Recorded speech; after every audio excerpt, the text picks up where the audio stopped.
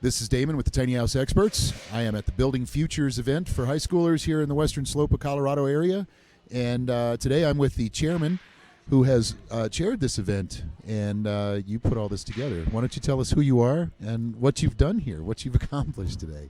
Well, thank you, first of all. My name's Hope Medina, and I do chair the Building Futures Committee, and this was created back in 2017. And the idea was to kind of bring those high school students the experience of what contractors are and the whole construction field altogether. And originally, we have an event that we've done for 5 years now in Steamboat Springs. Nice. And we brought it over here to Montrose. This is our second event, so the students get the opportunity to visit various stations, get exposed to the different disciplines that you'll find in construction, and it's great. I think the first thing I noticed right out of the gate this event, and the last one, we were here last year too, was the involvement, the interest level, and the excitement on the faces of the female students. Yes, I'm so glad. There's so many girls here. It was amazing. To be quite honest, the first picture I took was the first thing I saw were the girls jumping in to move those CMU blocks to create that wall. They're grouting, they're doing the whole 9 yards. Yeah. They jumped right on it.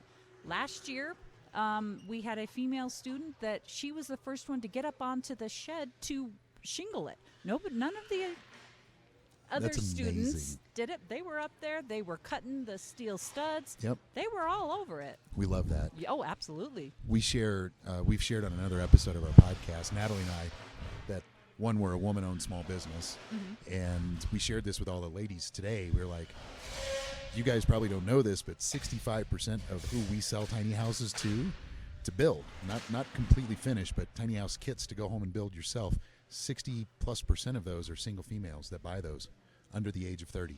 Yeah, I'd believe it. Yeah, I'd believe it. So it was cool to see them.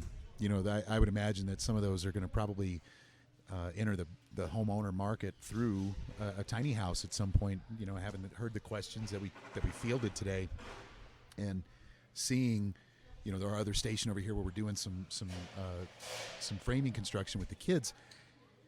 It was almost always the ladies that were gloving up and jumping in there and getting their construction on. It was awesome to watch.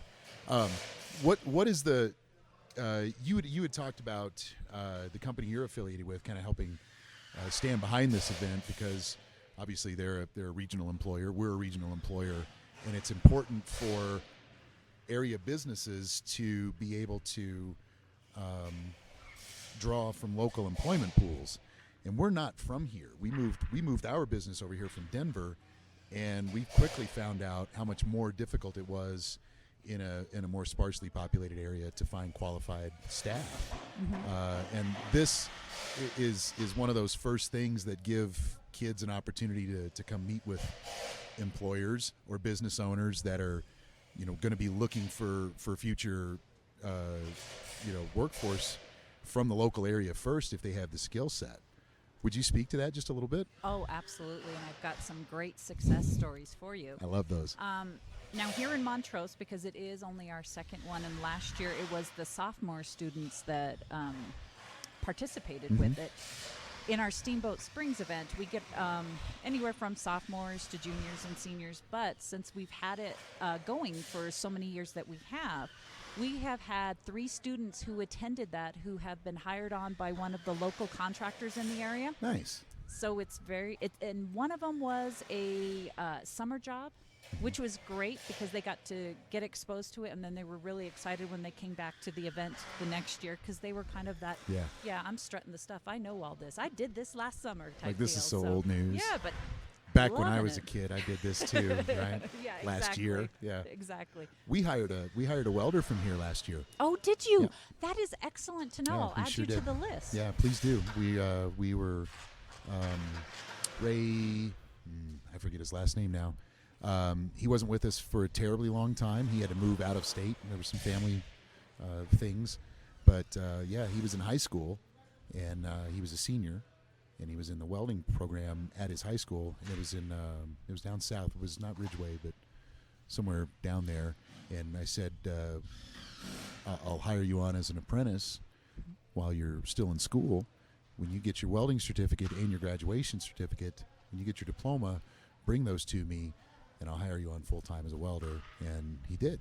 And he worked for us for about a year, and then they moved to Arizona. I think he and his family, some plans changed. But, yeah, it was fun to actually, see some kids go through that process. Like, I met you at this event, and then I came back later, and now I'm working for you at this place that I thought was really cool to build tiny houses. And so in the scope of things, is there a growth path for this program? Do you have plans to go bigger in the future, I guess, to bring in more kids? I know that there was something that happened kind of at the last second today where not all the schools were able to send all of the kids that had signed up to come, and I don't know how that happened, but we ended up kind of missing about a half a day worth of time with the kids this afternoon. So what happened there?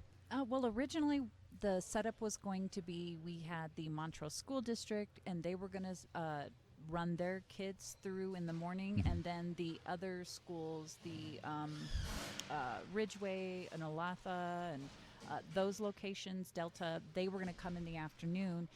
And from my understanding, there just was a timing issue, so then everybody came in the morning. So we had about 600 students all at once in the morning. Busy. Oh, it was busy. I'll tell you. Busy. And you were popular. we felt it.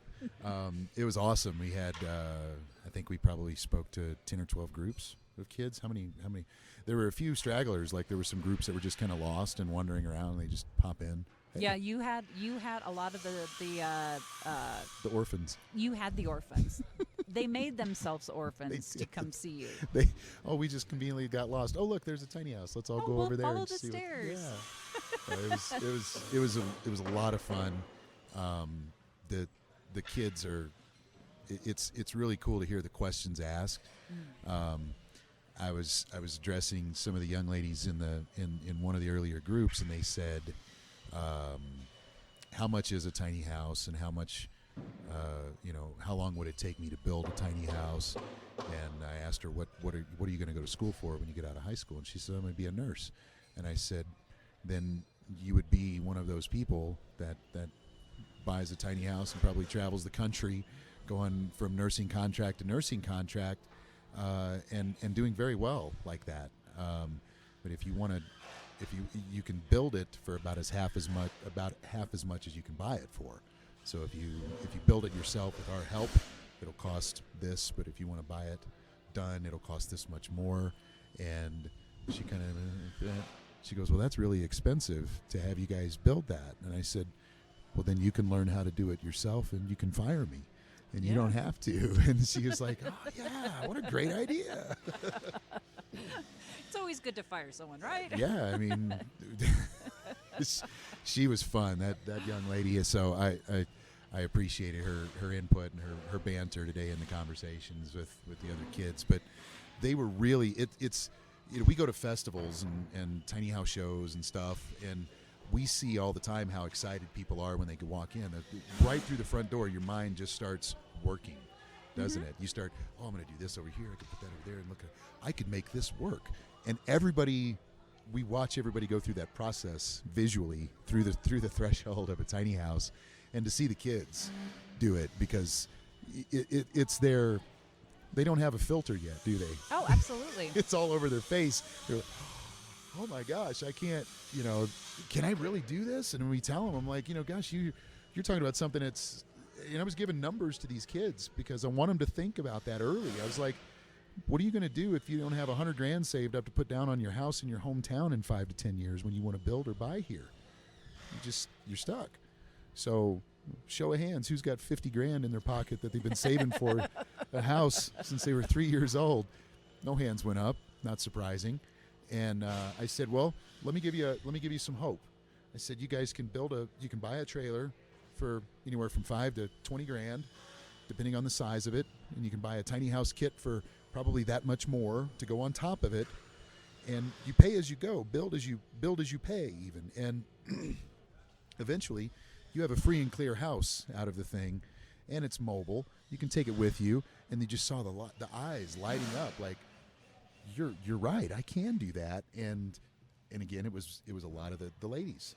They're like, this has just changed my whole path. Yeah. From here forward, where It's I go options. now. Yeah. You just gave them another option, which is the whole intent of what we're trying to do here, is just give them more options. And what I love is when they walk into the tiny house that you have and you brought here, is that it's a blank slate. They see the bones of it. They don't see a put together, everything's all stage and beautiful tiny home. They get to see those studs. They get to see all that, and they get to envision what it could be.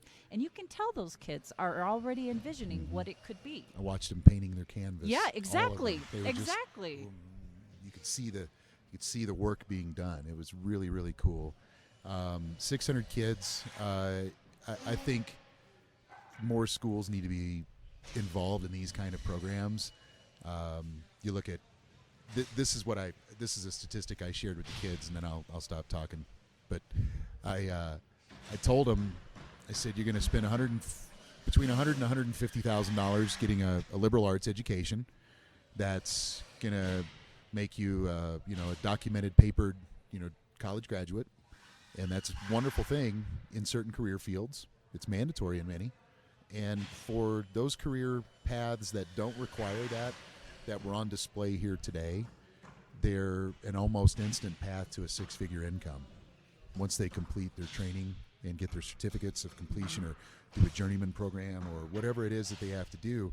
I shared with the group earlier, I said, we've got welders that are making six figures in the western slope of Colorado. Yep. It's very, very attainable, and not all of them are male. And then a bunch of eyes, you saw eyebrows just, what?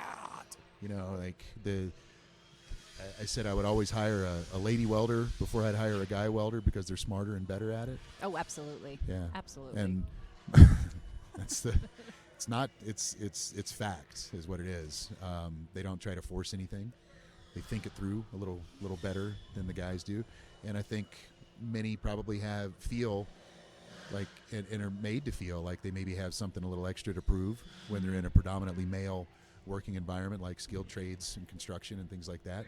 And I was really poignant today to bring that to note that, ladies, don't be afraid to go in there and get these jobs. Oh, absolutely. You'll get hired first. Oh, yeah.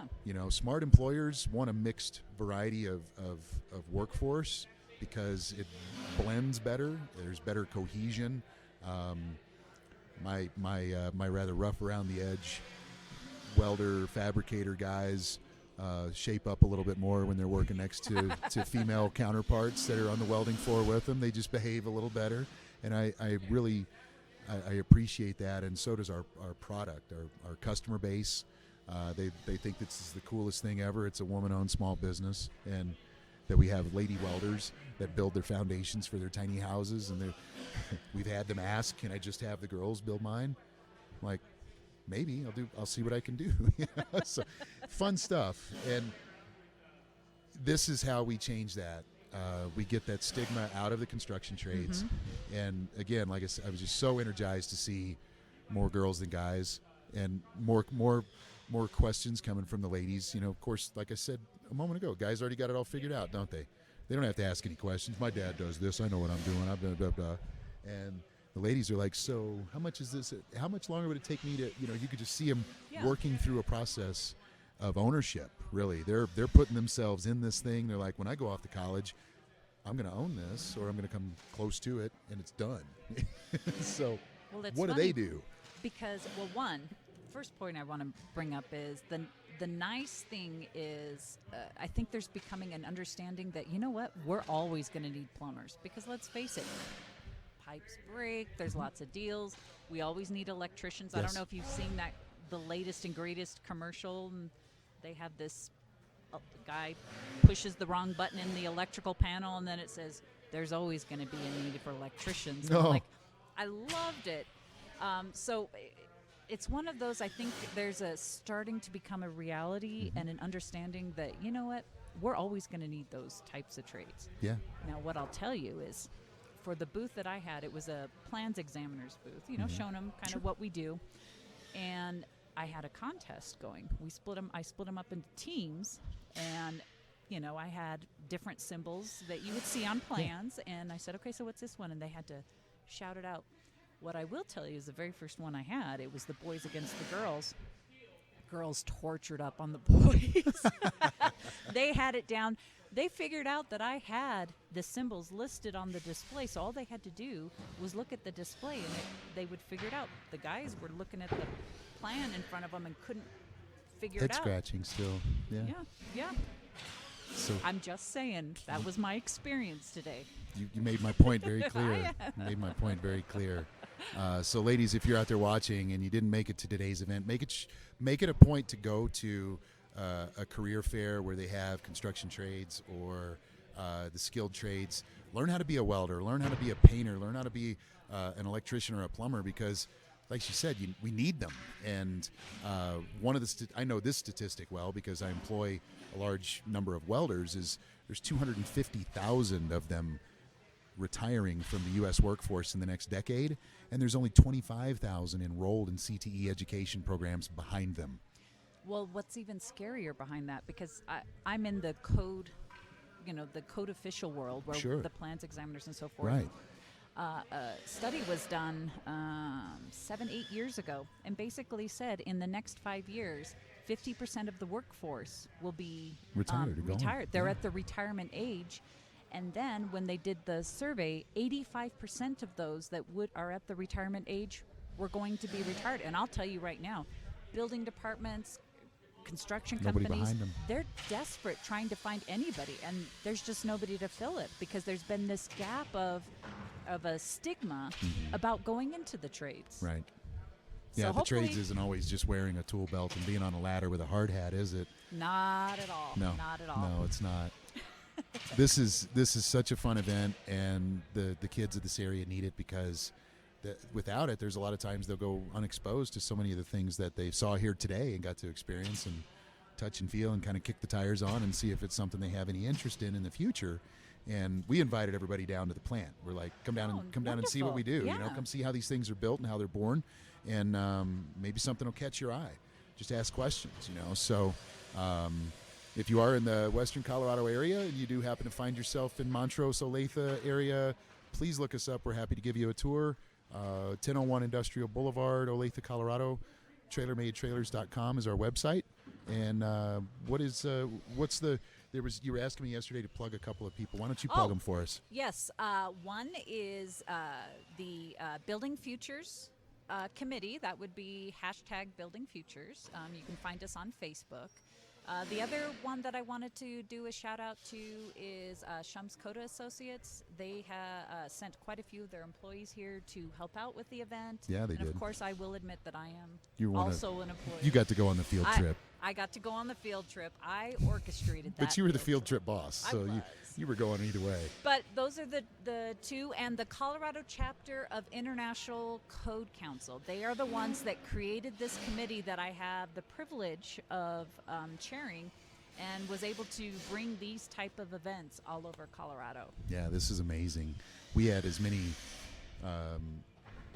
professional colleagues, I would say, that came in and wanted to ask us questions about this. They're like, I've seen him on TV, but I know nothing about what's under the hood, so to speak. So it was good that they got to come out and see some of that stuff too. Yeah, absolutely. I was glad that Shums Coda put this on. 3 sheds that were being auctioned off. The kids didn't build much of those today, it didn't seem like, but last year they were all elbows, man, Oh, just they getting were. it. And They this were. year they But were I just noticed- spectators. I was watching the metal shed get built, and I did see all that effort in putting up on the roof, and that was great, seeing them, all of them lifting it up, putting it all together, working together. That's one of those things that sometimes you may not get, but they definitely were working together. Yeah, if you hang a piece of big steel over their heads, they're I kind of guess- forced to work together, right? That is true. That Like is work true. together or perish, I guess. Well, that's a valuable lesson to learn too. Isn't it? Yeah, Might keep you employed down the way too. and alive. And alive. So I'm going to wrap this up with a big thank you to you, your organization, your committee that chaired this event, the ICC for the state of Colorado, Shums Coda, Dan, I know Dan Reardon. Yes. Thank you, Dan. Dan, You've done a wonderful job. We appreciate you. Thank you so much for all the hard work that you helped your team out with, and the rest of the team from Shums Coda. From the Tiny House Experts, my name is Damon. I am the co-owner of Trailer Made Trailers with my beautiful wife and boss, Natalie. Shout out to all you tiny housers out there, and we will see you in June at the Tiny House Festival in Colorado. Make sure you sign up and get your tickets early for that, and we'll see you next time. Thanks so much. Thanks, everyone.